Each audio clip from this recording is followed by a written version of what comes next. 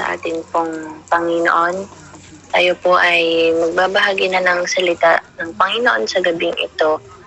Tayo po ay nasa aklat na ng Exodus chapter 24 at bago po tayo mag-sharing at magpatuloy ay lumapit po muna tayo sa Panginoon at humingi ng mayamang pagsama, paggabay at pangunguna ng banal na Espiritu.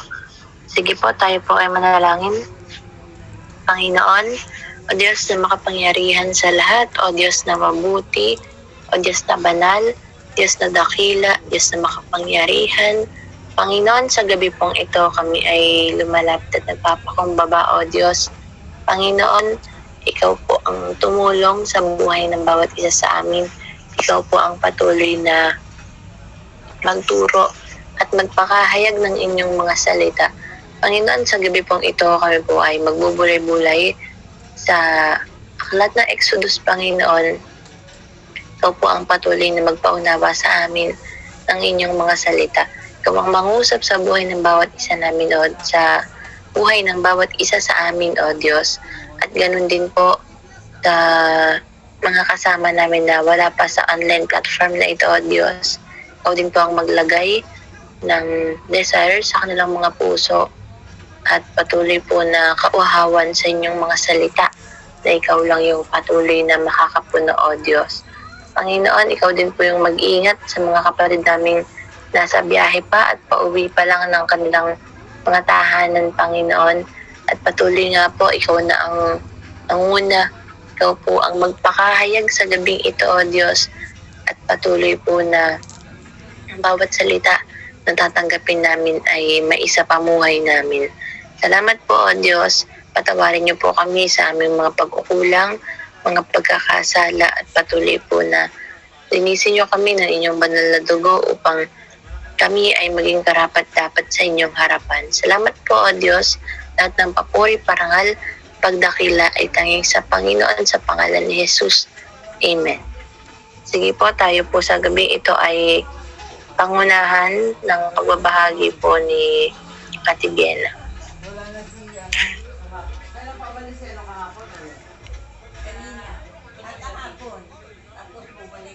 Sige po, mapagpalang gabi po sa bawat isa at lalo tigit po sa ating Panginoon. Ngayon po ay nasa Exodus, chapter 24. Chapter 24 na po tayo. At ang napili ko po ay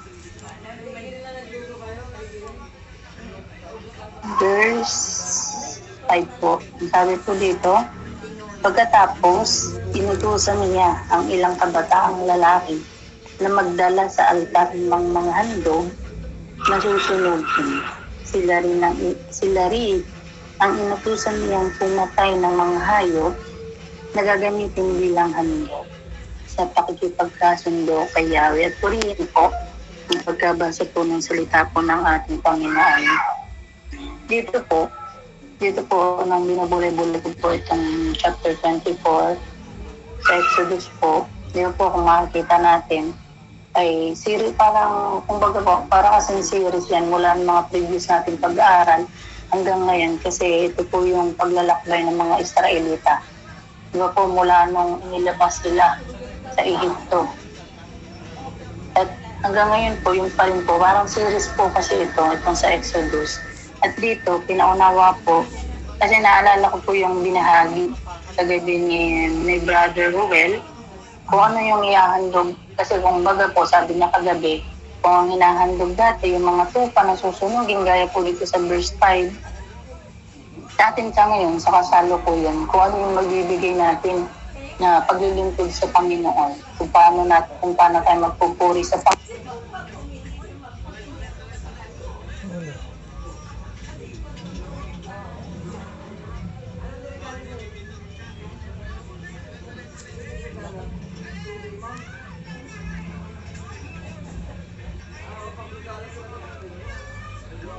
Antay-antayin lang po natin saglit. Baka po nawalan lang ng signal.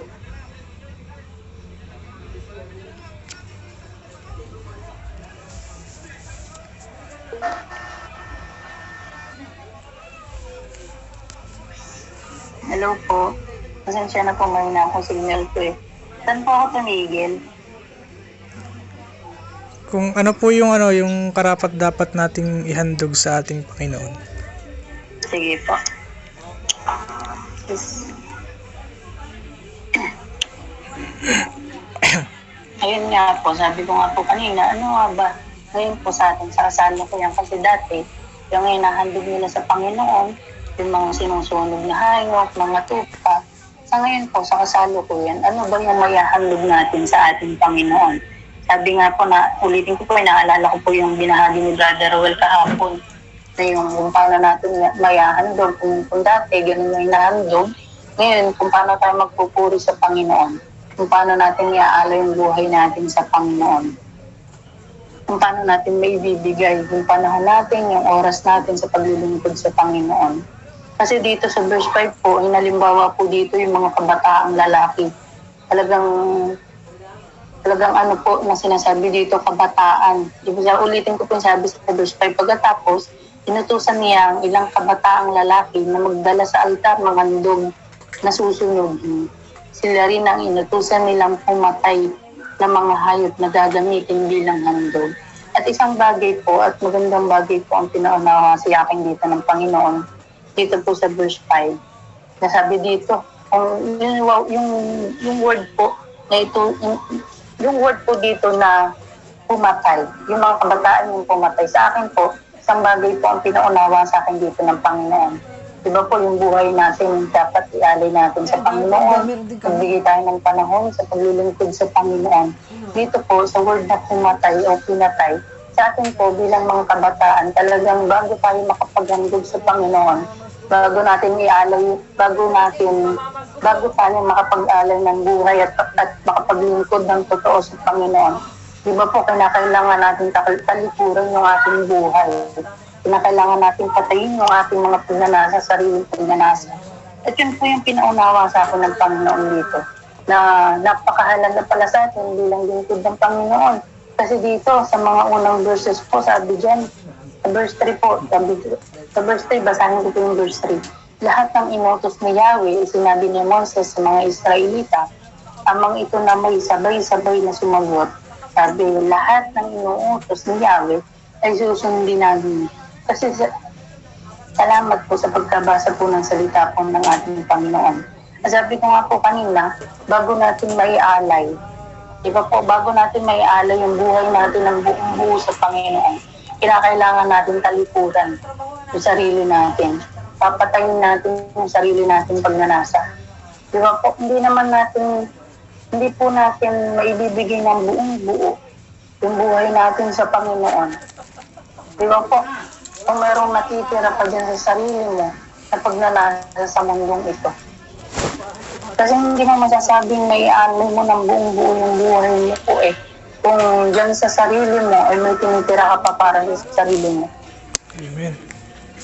Diba po, layunin ng Panginoon na yung purpose natin dito sa buhay ay dito po sa mundo na ito ay paglingkuran natin ng Panginoon. Amen. Kaya sabi ko nga po kanina, ano ba yung may aalay natin? Ano yung may ahandog natin sa Panginoon? Kasi wala naman tayong may ahandog.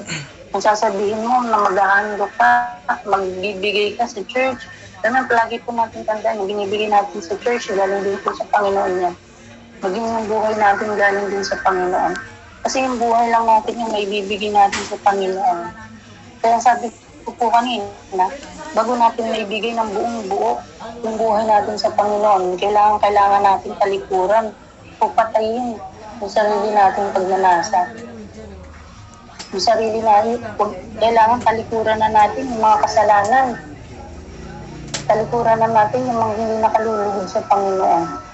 Kasi yun yung number 1 na dapat po nating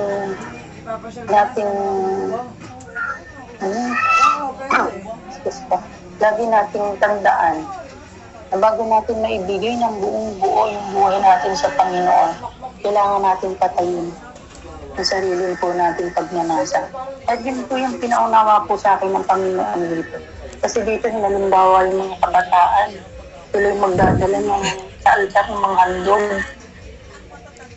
na susunod. Kasi ngayon sa kasalukuyan po sa atin ngayon, yung magagawa lang natin na ihandog sa Panginoon yung buhay po natin. At isa pa pong napakahalaga na kasi yung buhay lang natin yung maiaalay natin sa Panginoon. Yung paglilingkod natin sa Panginoon. Yung oras natin sa Panginoon. Kaya naman po, palaginin po natin tandaan na yung buhay natin, huwag natin ialay na parang basura. Kaya po, nabanggit ko na po nung nakaraan na kailangan mag-aalay tayo yung maayos.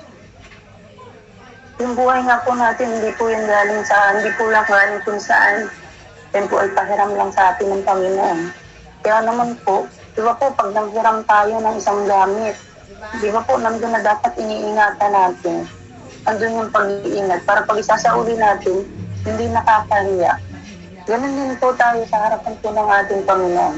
Hiram lang po yung buhay natin, kaya naman po, yung ibibigay din natin yung buhay na ito sa Panginoon ng maayos. Hindi po ng magulo, hindi ng parang sira-sira. Kailangan ibigay natin at ialay natin yung buhay natin sa Panginoon na nakalulugod po sa harapan po ng ating Panginoon. At salamat po sa Panginoon sa kanyang pang mga salita. Pinakamataas na pagpuri.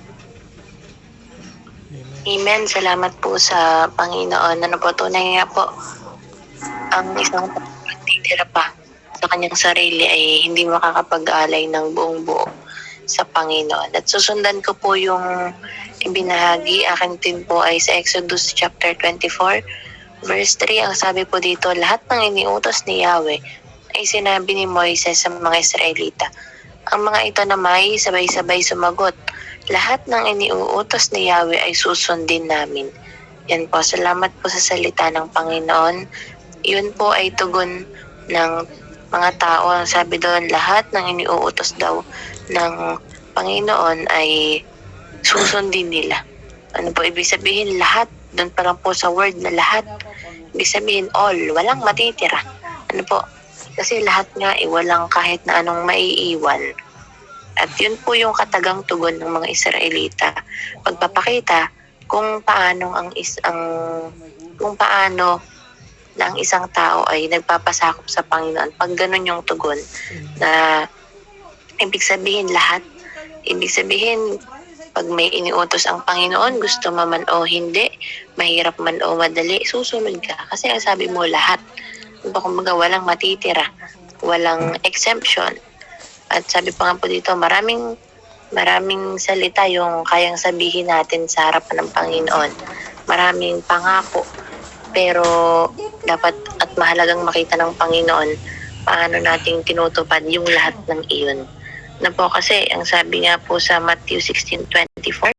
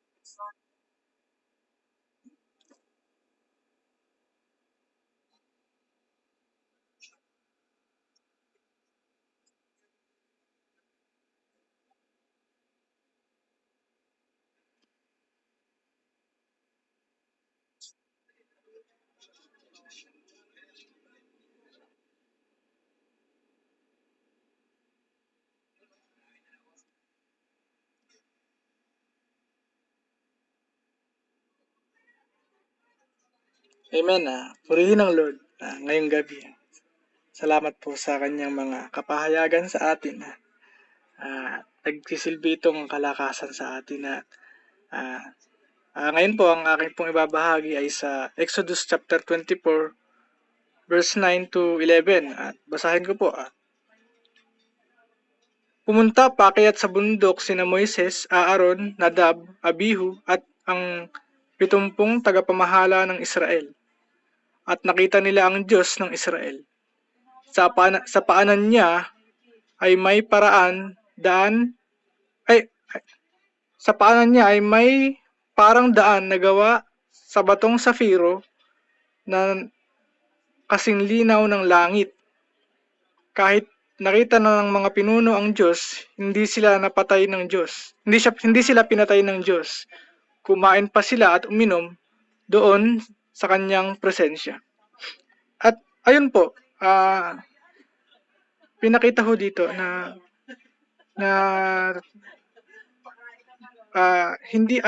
pinakita ho dito na yung mga taong nagtatapat sa Panginoon ay hindi mapapahamak sa harapan po ng ating Panginoon.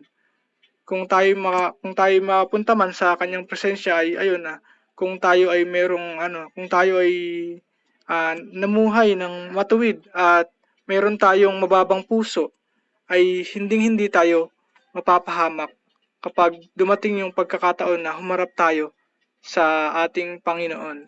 At ayun nga po, at basahin ko po yung sa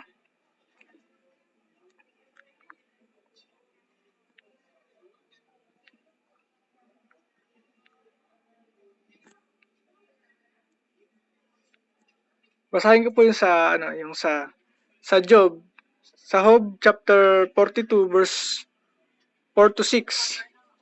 Nakipag-usap po, ito po ang nagsasalita po dito ay si Job. Nakipag-usap po kayo sa akin at sinabi niyong makinig ako sa inyo at sagutin ko ang mga tanong niyo. Noon ay narinig ko lang po sa iba ang tungkol sa inyo pero ngayon ay nakita ko na kayo. Kaya ako ay nahihiya sa lahat ng sinabi ko tungkol sa inyo.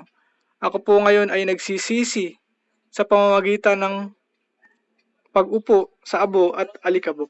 At ayun kasi po ito po yung senaryo po dito na talagang sobrang hirap po nung sitwasyon ni Job. At dumating sa point na meron siya mga kaibigan na sinasabihan siya na siguro kaya mo dinaranas yan dahil sa mga nagawa mong kasalanan. Magsisi ka sa Panginoon, sabi niya kung ganun. Pero nakikita niya, ang paningin ho ni Job sa kanyang sarili ay wala naman siyang nagawang kasalanan na nagawa. At ayun, may nakausap siyang isang propeta at talagang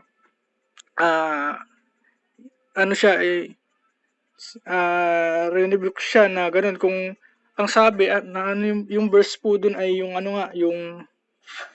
kung parang para bagang hinamon niya yung Panginoon na anong verse ba yun na sorry po.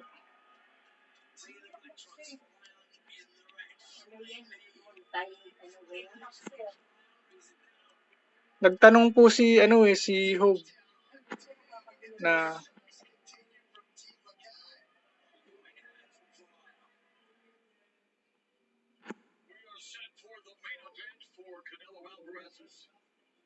Si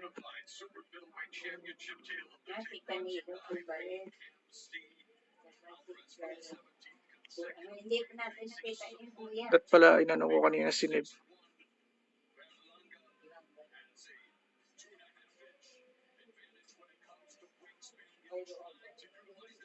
Ay, para bagang ano, para pong sinubok na yung ano parang kung ano,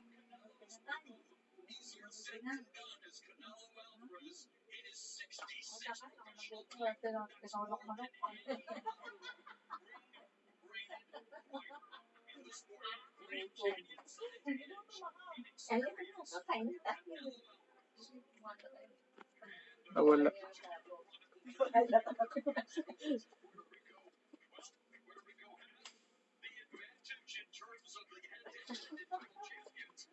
Kakain ka? Ha? Tinulang ka na.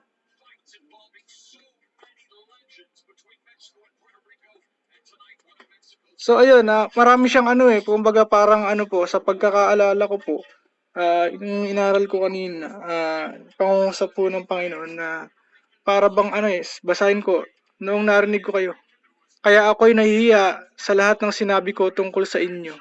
Ako po ngayon ay nagsisisi sa pamamagitan ng pag-upo sa abo na talagang naroon ho yung ano niya, yung pagpapakababa niya sa harap ng Panginoon na nagsisi siya sa lahat ng mga nabanggit niya na para bagang pinagdudahan niya ho yung kapangyarihan ng Panginoon. At sa mga kapahayagan na talagang sinabi ho sa kanya na magagawa mo bang ang mga nagagawa ng Panginoon na kontrolin ang buong universe at yung mga lahat ng naririto na gano'n na siya ang kumontrol ng lahat ng bagay na gano'n. At ayun na dahil doon ay talaga pong napahiya napahiya rin po si Job. At kaya tayo bilang tao wala ho tayong maipagmamalaki sa harap ng Panginoon. At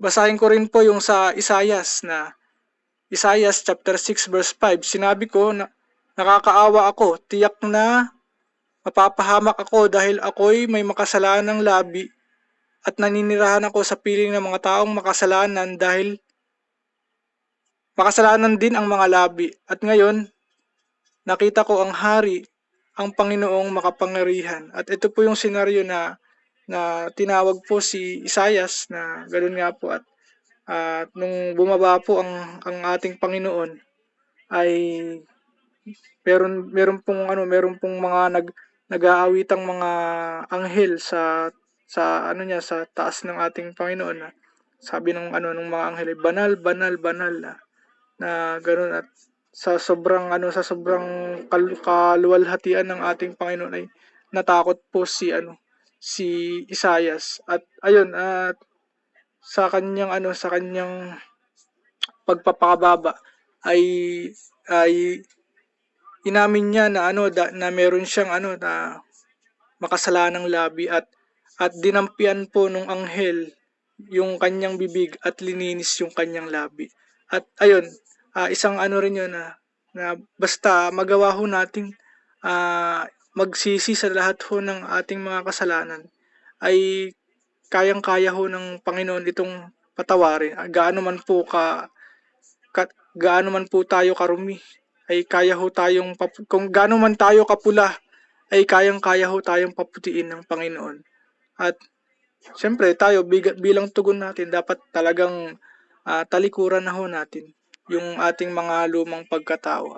Sabi nga ho ng ating kapatid na kailangan patayin na natin yung yung pagnanasa ng ating laman. Kasi nga po 'di ba ang laman po at ang ating espiritu ay laging magkaaway. Laging magkasalungat. Kung ano po yung desire ng ating espiritu ay salungat naman yung desire ng ating laman. At basahin ko rin po yung sa mga awit, sapagkat ang mga mata ko'y ito po yung dapat nating ginagawa. At ito po isang panalangin po sa mga awit. Sapagkat ang mga mata ko'y na nga sa iyo, O Diyos na Panginoon. Sa iyo nanganganlong ako. Huwag mong iwan ang aking kaluluwa sa walang pagkandili. Iligtas mo ako sa silo na kanilang inilagay na ukol sa akin, at sa silo ng mga manggagawa ng kasamaan. Mahulog ang masama sa kanilang sariling mga batig hanggang ako'y nakatatanan. At basahin nun natin sa mas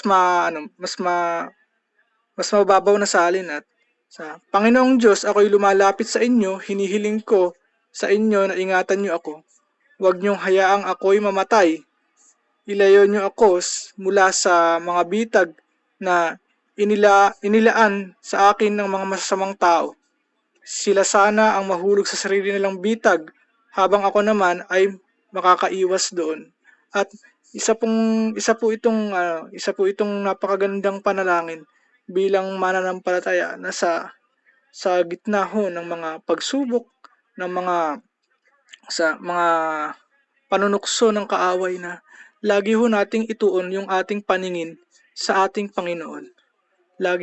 Siya lang ho lagi ang ating tanawin, na wag tayong magpabulag sa kung gaano man kalaki yung problemang ating kinakaharap. Lagi nating alalahanin na wala nang mas lalaki pa sa ating Panginoon, na siya po ang makapangyarihang Diyos, na kaya tayong iligtas sa lahat ng kapahamakan, na siya lamang po ang may kapangyarihan sa lahat ng bagay. Kagaya nga ho nung aking naibahagi kagabi, yung pangungusap sa akin ng Panginoon na biglang nawala. Yung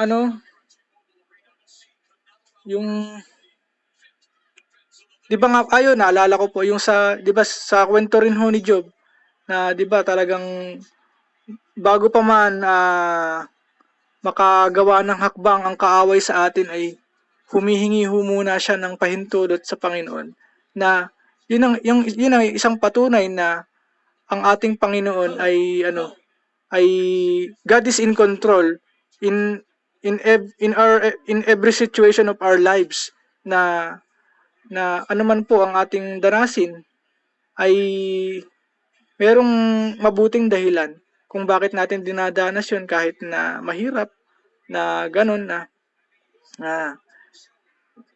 nangyayari sa atin yung mga ganung bagay sa kapahintulutan ng ating Panginoon. At yun nga, kagaya rin ho nung isa pang verse, na wala naman hong ibibigay sa ating pagsubok ang Panginoon na hindi natin kayang pagtagumpayan. At yung lahat po ng ating dinadanas ay dinanas na rin ho ng ibang mga mananampalataya din. Kaya wala ho tayong dapat ipangamba. At kasunod ho yung sa Salmo rin, na Salmo ay hindi po pala. Isaiah chapter 33 verse 14 to 17.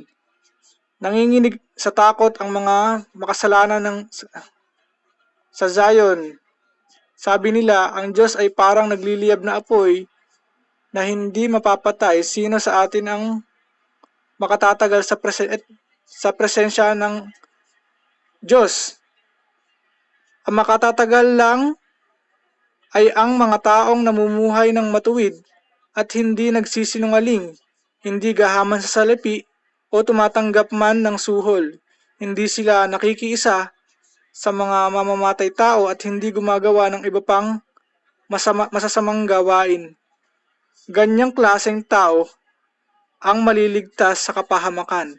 Parang nakatira sa mataas na lugar, na ang kanilang kanlungan ay ang malalaking bato. Hindi sila mawawala ng pagkain at inumin. Mga Israelita, makikita nyo ang isang makapangyarihang hari na namamahala sa napakalawak na kaharian. At yun, ito po yung isang kapahayagan kung sino po ba yung mga taong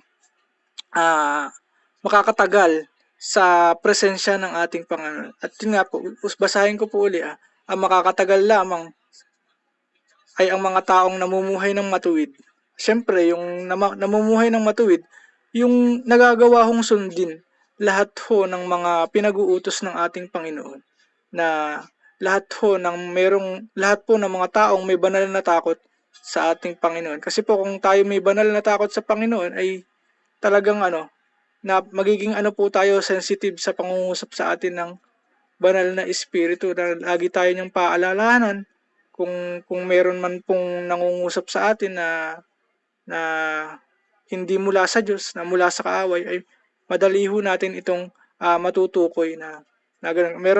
Meron ho tayo nung discerning of bad spirits. At ayun na kaya po 'yon. At isa pa ho, sa bagong tipan na Juan chapter 14 verse 7 to 9. Ito po si Jesus po ang nagsasalita rito, ang ating Panginoong Kristo. Kung kilala niyo ako, kilala niyo rin ang aking Ama. At ngayon nga ay nakilala at nakita niyo na siya. Sinabi ni Felipe sa kanya, Panginoon, ipakita niyo po sa amin ang Ama, at sapat na iyon sa amin. Sumagot si Jesus, Felipe, ang tagal na nating magkasama, hindi mo pa rin ba ako kilala? Ang nakakita sa akin ay nakakita na rin sa Ama. Paano mo nasabing ipakita ko sa iyo ang aking Ama? At kumbaga nakakalungkot na although ganun nga po na kapiling na nila ang ating Panginoon, kumbaga parang meron pa rin hong pagdududa sa kanila. At minsan sa atin bilang mananampalataya, opo, kilala po minsan sasabihin natin, oh, kilala ko ang Panginoon, siya ang Panginoong tagapagligtas, manunubos. Pero hindi naman po isinasabuhay po yung lahat po ng kanyang mga turo. At hindi ho naman magawang sundin lahat ng kanyang mga pinag-uutos. Ay baliwala ho yung ganun. At wala ho yung mga taong kine-claim nila na kilala po kilala po kilala po nila ang Panginoon, pero wala namang pagpapahalaga sa salita ng Diyos. Hindi man lang po magawang mag-aral ng salita ng Diyos. Hindi man lang po makapanalangin. Hindi naman po lagi makalapit sa Panginoon. At ayun po, at purihin po ang Lord.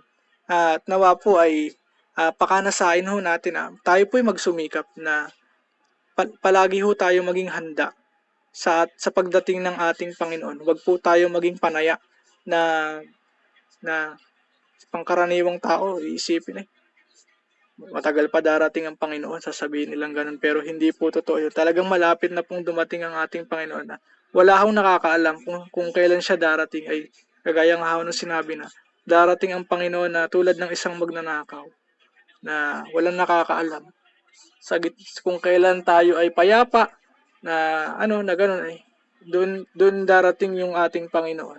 Kailangan lagi tayong handa na huwag tayong maging pabaya sa ating pananampalataya. Dapat gawin natin yung pinakamabuti nating magagawa upang paglingkuran siya. Hindi pwede yung pwede na yan, ganyan, okay na yan, okay na yung ganyan. Dapat magsumika po tayo. At yun po, at purihin po ang Lord.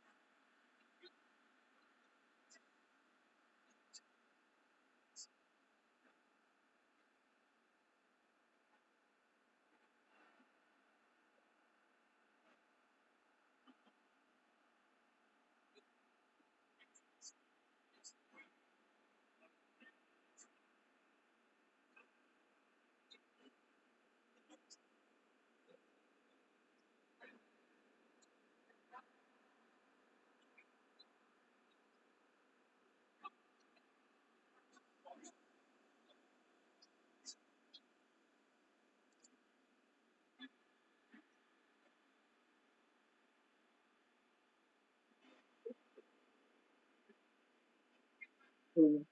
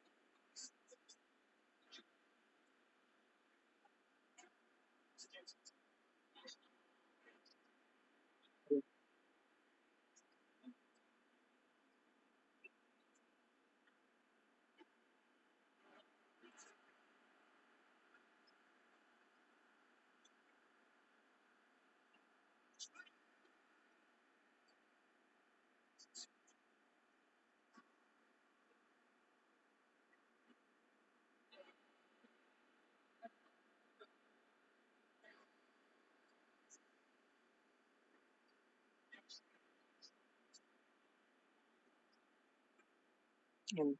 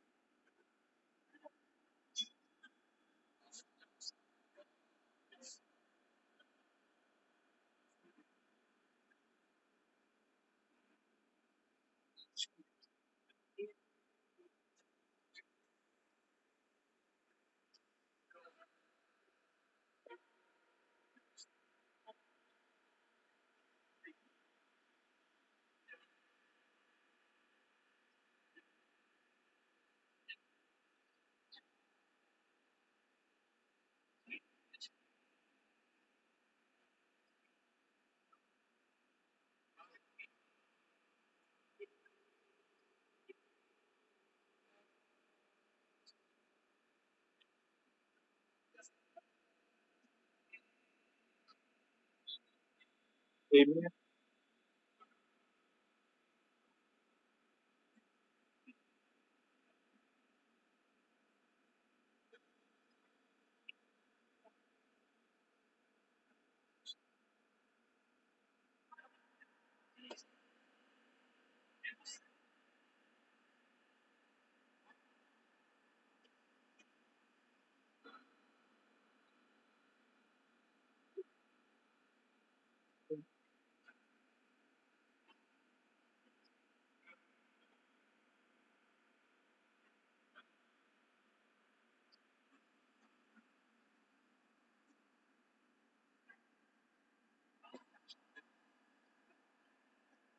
Amen.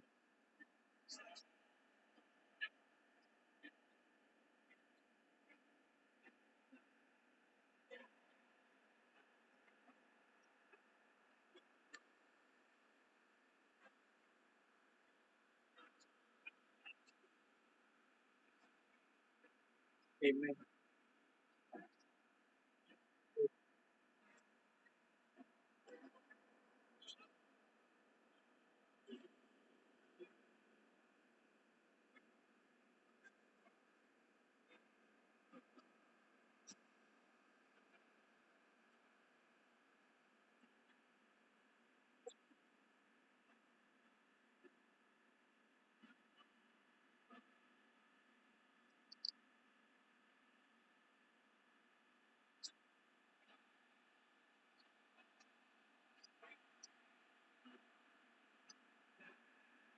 Mm.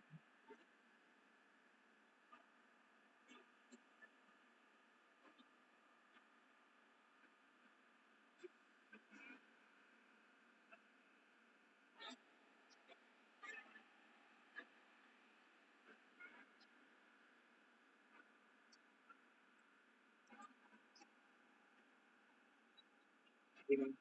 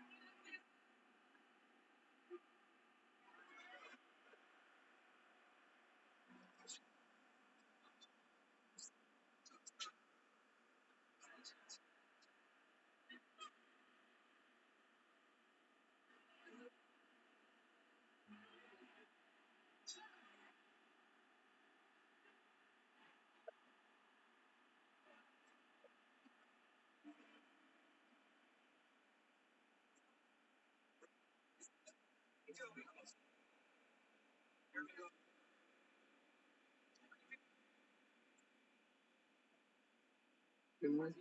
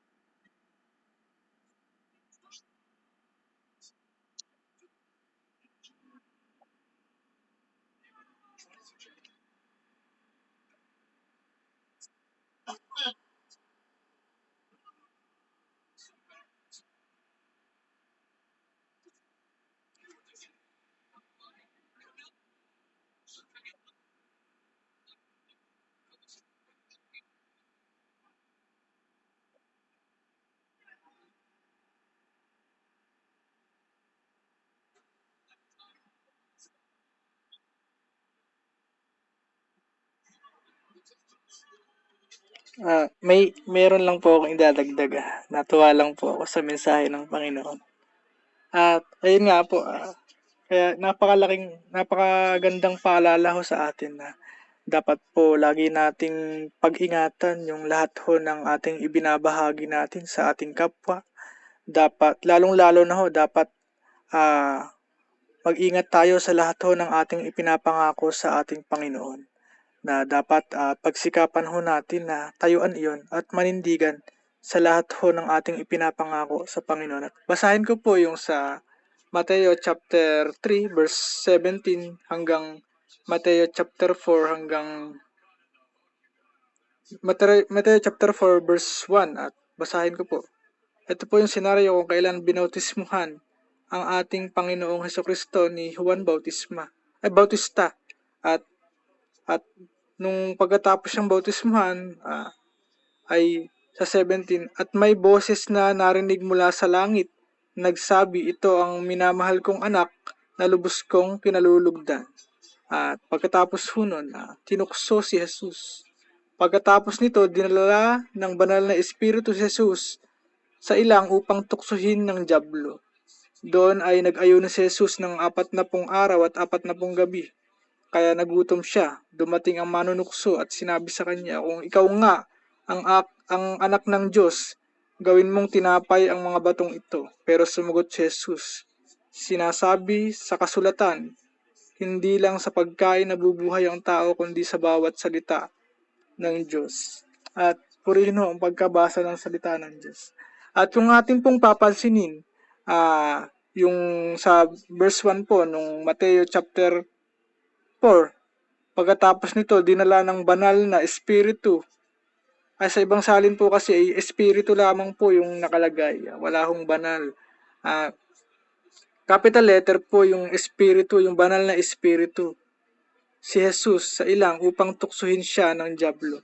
At ayun, once na po na tayo ay mangako sa ating Panginoon, na minsan makapagbahagi tayo sa Panginoon ng mga mensahe na, ayun nga, halimbawa, hindi pa natin natatayuan na gano'n, na mag-share tayo na gano'n. Darating yung panahon na ang Panginoon ho, ang Espiritu ng Panginoon na magdadala sa atin sa isang pagsubok para hindi ho yun dinala ng Panginoon para tayo ay mag-fail. Yun po ay hinayaang mangyari sa ating Panginoon kung kaya ba nating panindigan yung ating mga sinasabi, kung kaya ba nating ipamuhay yung ating mga ibinabahagi sa ating kapwa, at kung kaya ho nating tayuan yung ating mga ipinangako sa ating Panginoon, kung kaya ba nating manindigan sa ating pananampalataya. At ayun, dapat po lagi tayong maging handa sa lahat ng pagkakataon na wag tayong panghinaan ng loob kung mayroong mga pagsubok na dumating sa ating buhay. At ayun nga po, at purihin po ang Lord.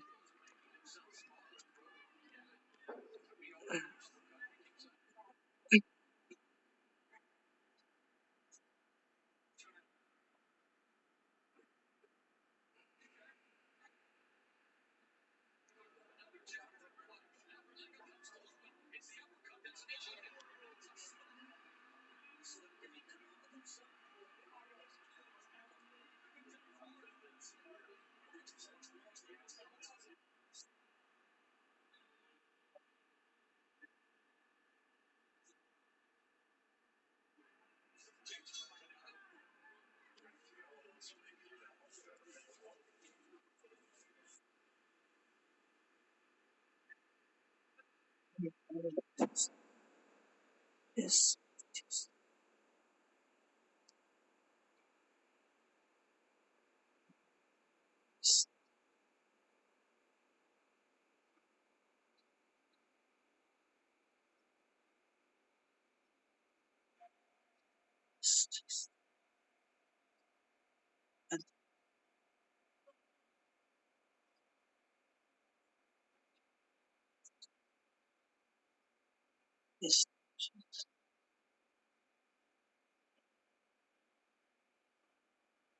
Yes.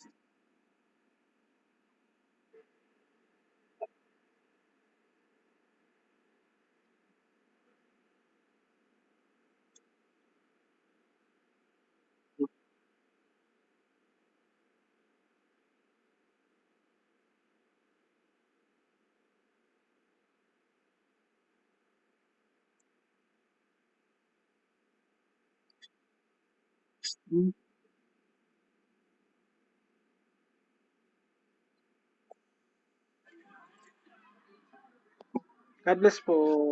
Good night po.